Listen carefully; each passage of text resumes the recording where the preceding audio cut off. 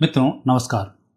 आज मैं बात करूंगा तमिलनाडु सरकार के ऊपर और के अन्नामलाई पर, क्योंकि अब ये बड़ा महत्वपूर्ण हिस्सा जो साउथ का था बीजेपी के खाते में आते आते रह गया और ये एक ऐसे व्यक्ति के पास पहुंच गया जो एक अभिनेता है। यहाँ पर यदि टक्कर अभिनेता और ओरिजिनल नेता की होती तो के अन्नामलाई जीत कर आते, क्योंकि एक ओरिजिनल हीरो था और एक पर्दे का हीरो था। लेकिन संयोगवश ऐसा रहा कि कुछ पार्टियों को समझ नहीं आया और के अन्नामलाई को उन्होंने पीछे कर दिया। लेकिन दुख मुझे इस बात का है कि अभी देश बड़े विकट संकट से गुजर रहा है और उस संकट में लगातार आप धर्मांतरण आप देख रहे होंगे। कोई लव जिहाद चल रहा, कोई लैंड जिहाद चल रहा, कोई कुछ कुछ जिहाद लगातार लगाए हुए है और जिहाद की शुरुआत ही साउथ से हुई थी। यदि आप देखें, कभी आपको हिस्ट्री में पढ़ा हुआ आपने, तो केरल में एक मस्जिद बनी थी। वो सबसे पहली मस्जिद थी जो मोहम्मद साहब के टाइम पे ही बना दी गई थी। उस मस्जिद का नाम है चेरामल जुमा मस्जिद। चेरामल पुरुमल एक वहाँ का राजा था। वो राजा कहीं जेद्दा घूमने गया था, तो वहाँ जेद्दा के राजा की बहन उसे पसंद आ गई और उसके चक्कर में वो पड़ गया। तो फिर उन्होंने उसको इस्लाम धर्म स्वीकार करा लिया था। फिर इस्लाम धर्म स्वीकार किया, फिर उसने यहाँ पर मस्जिद बनाने की खुद ही ने एक मस्जिद बनवा दी, इसलिए उसका नाम चेरामल जुमा मस्जिद उसका नाम पड़ा है। और बाद में फिर जब वो खुद वहाँ ही बस गया तो उसने केरल के जो सरकारें थी, जो राजा थे उस समय, उनसे रिक्वेस्ट करके उसने मुस्लिम धर्म के प्रचार की आज्ञा दे दी और इसकी शुरुआत वहाँ से हो गई। और आपने देखा होगा वामपंथी और ईसाई मिशनरी ये सब लगभग उस हिस्से पर ही ये लगातार काम करते रहे और उन्होंने इस पूरे क्षेत्र को ईसाई बनाने में, मुस्लिम के तुष्टीकरणों में, इन सब में कोई कसर नहीं छोड़ी।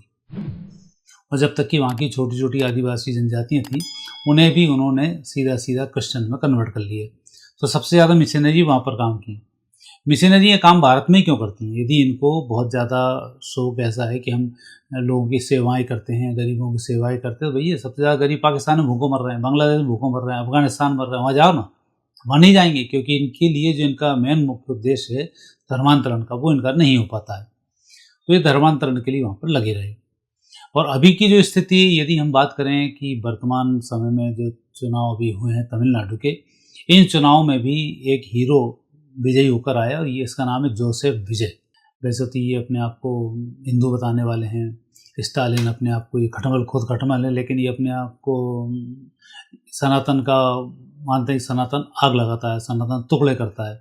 तो इस तरीके से कन्वर्सन निश्चित रूप से इनका हुआ है, क्योंकि ईसाई मिशनरी जब कन्वर्ट करती हैं तब वो आपके नाम, समाज, जाति हटाने की मना नहीं करती हैं। अब जिस जाति के, समाज के आप नाम लिख लें, अंदर से आप ईसाई धर्म को स्वीकार कर लें। ये बातें मैंने आपको इसलिए बताई कि अब जो आने वाला समय तमिलनाडु का है, वो समय यही होने वाला है कि ये जो जोसेफ है, ये अब तमिलनाडु का धर्मांतरण कराने वाला है। गरीबों को नई नई योजनाएं ला के शुरू करेगा और धीरे से धर्मांतरण की बात करेगा।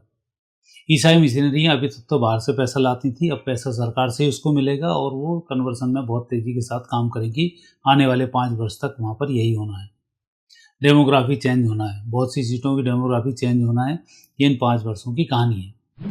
और इस वीडियो के माध्यम से ही मैं बात करना चाह रहा हूँ कि जो जोसेफ विजय है, इसकी कुंडली और के अन्नामलाई की कुंडली में कितनी समानताएं हैं।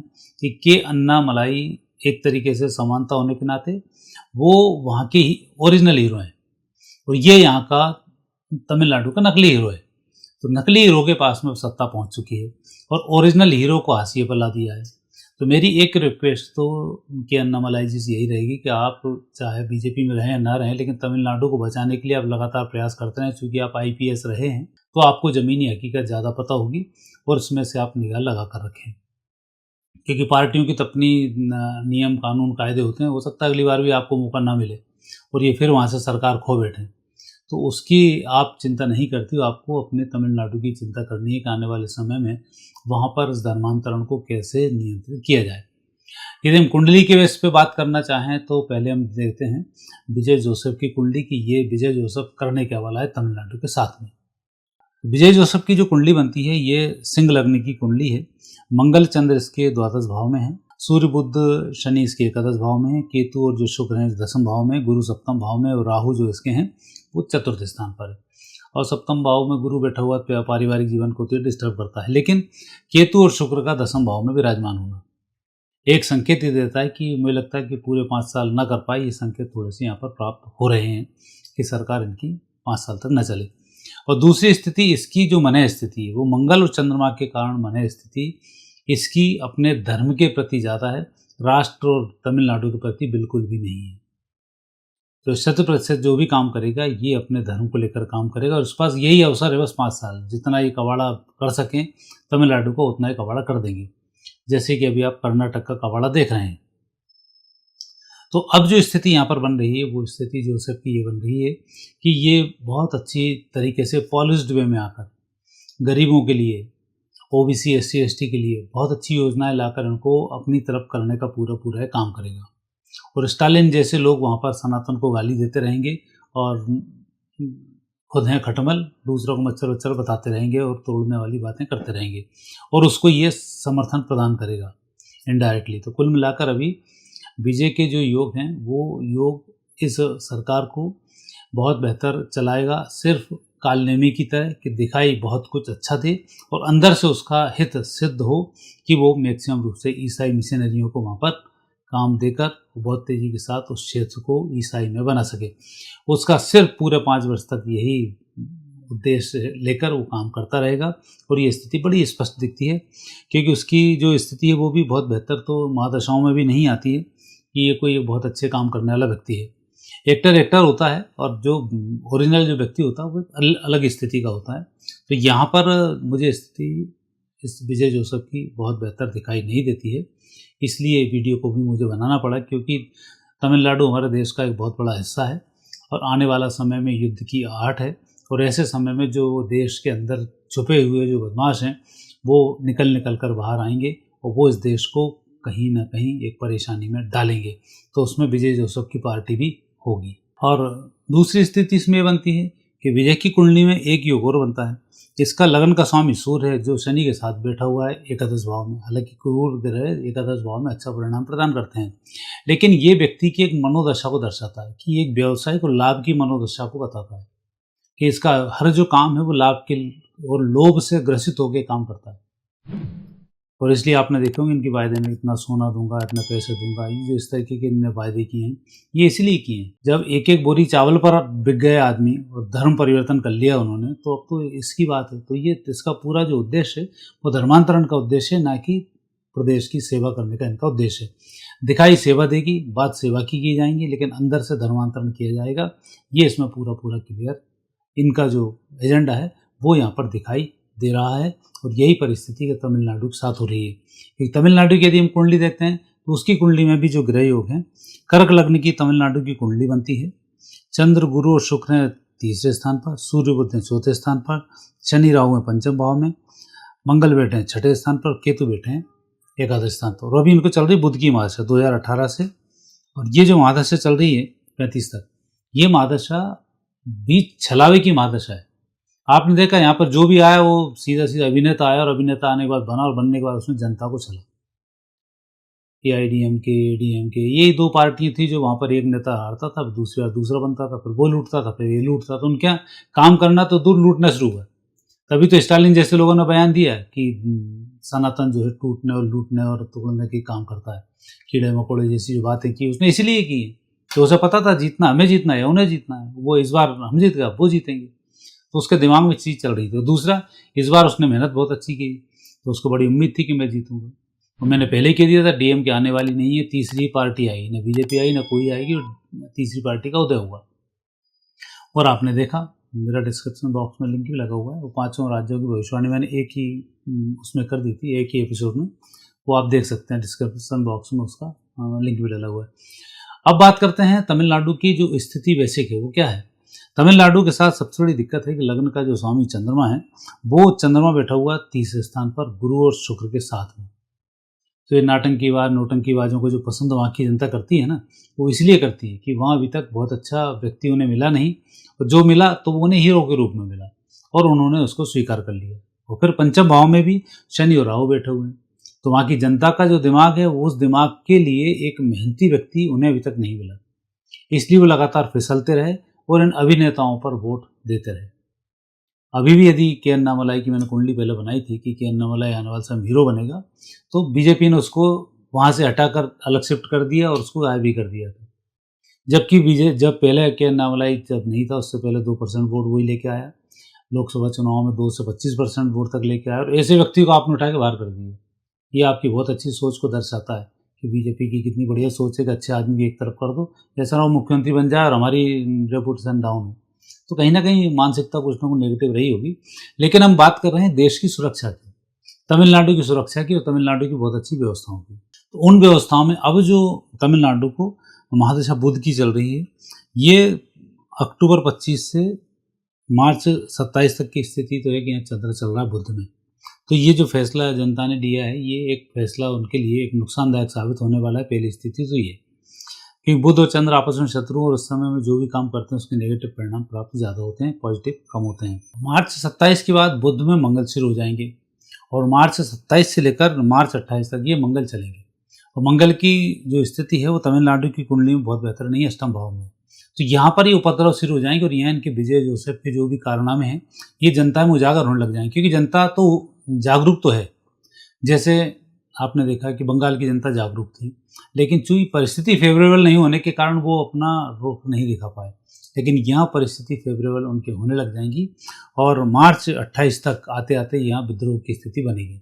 मार्च 28 के बाद जब बुध में राहु शुरू होंगे, बुध में राहु में बुध भी बहुत अच्छा परिणाम नहीं देता है और यहाँ भी यही स्थिति बनती है कि राहु पंचम भाव में बैठे हुए हैं, बुध चतुर्थ स्थान में है, द्वादश संयोग दोनों का बना हुआ है।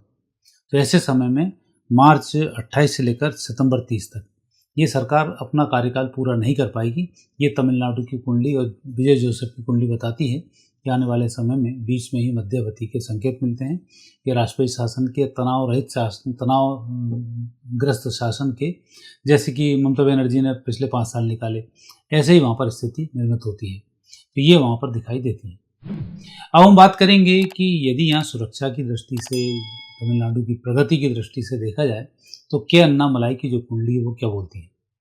के अन्नामलाई जी के जो ग्रह योग हैं ये बहुत ही विस्फोटक ग्रह योग हैं, जो तमिलनाडु ही नहीं देश की राजनीति को बदलने के भी संकेत देते हैं।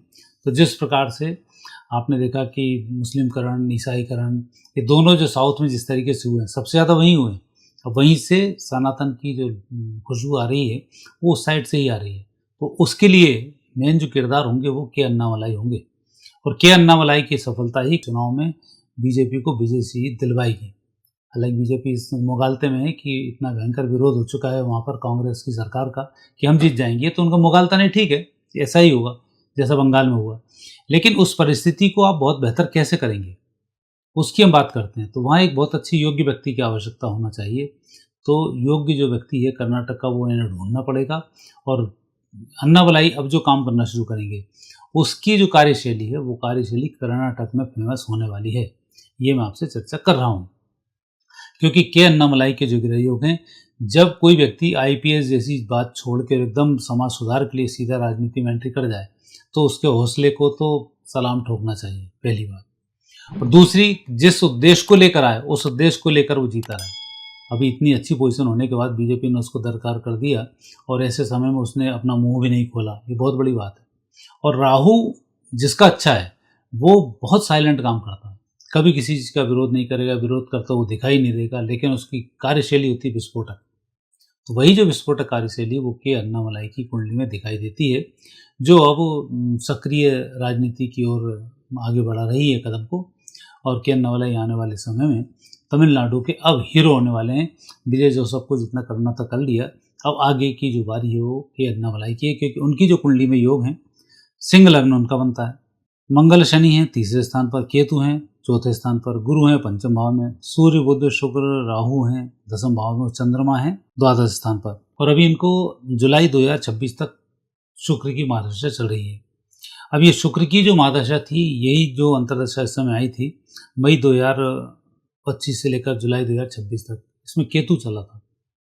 तो शुक्र का जो केतु होता है ये भी एक तरीके से बहुत बेहतर नहीं होता। चौथे स्थान पर केतु विराजमान है तो सुखों में कमी, सुख से दूरी का संकेत प्रदान करता है।